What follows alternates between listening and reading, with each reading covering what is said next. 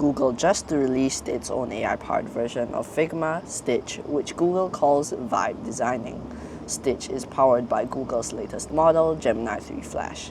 In today's video, we are going to go through all of Stitch's newest features and to build a Reddit clone using Stitch and Google AI Studio. First, we can create a project by heading over to Stitch's website and type in the design you want to create. You can add links, images, and some code to get started. For me, I added link resources to the Material Design website as well as some screenshots of nav bars and loaders. I also pasted my custom material-generated CSS theme. Once you have added everything, press send and watch your design come to life. When the model has finished generating the initial design, you will see some custom screenshots of your app. You can click one of such screens and press modify to edit. You can edit the text of the elements and also ask AI to redesign certain parts of the UI. Once the edit is complete, you will find the edited version on another screen. Other than typing in the chat bar, if you're lazy, you can also enter live mode to have a conversation with the AI. Once you are happy with your UI, you can try out your apps with instant prototypes. This allows you to get a feel of your app and its navigation experience. You can interact with your app by clicking buttons and even change the device your app is simulated on. If you feel that something needs to change, you can click the edit button and select the element you want to edit. There are a few options to edit the element. Firstly, you can connect it to a screen, which lets you determine an action on what screen appears when the button is clicked. You can also choose one of the 4 default animations to apply.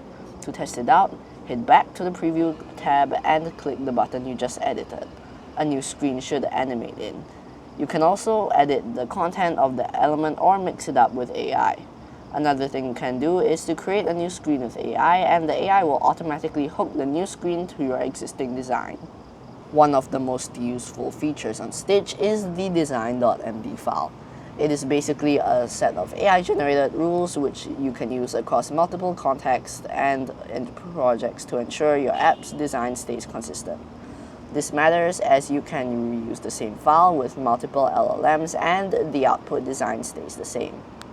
Now that you have your perfect app design, what if you wanted to turn it from being a design to an actual app? Well, Stitch provides multiple ways for you to export your design. For now, I'm going to use Google AI Studio. Stitch will automatically upload the necessary screenshots and HTML files to AI Studio. Once you have finalized the prompt, you can hit send and watch your app get generated. For me, it took a few tries before I got the right one, but it really depends on how good you are at prompting. Once the AI is done generating, you have your app finished in under an hour. In conclusion, Google Stitch is a great tool for people or startups who have no experience in programming.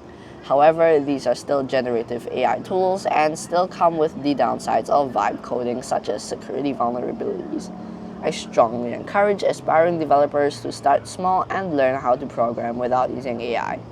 Anyways, thanks for watching, and if you enjoyed this video, remember to like and subscribe, and I'll see you guys in the next one. Bye guys!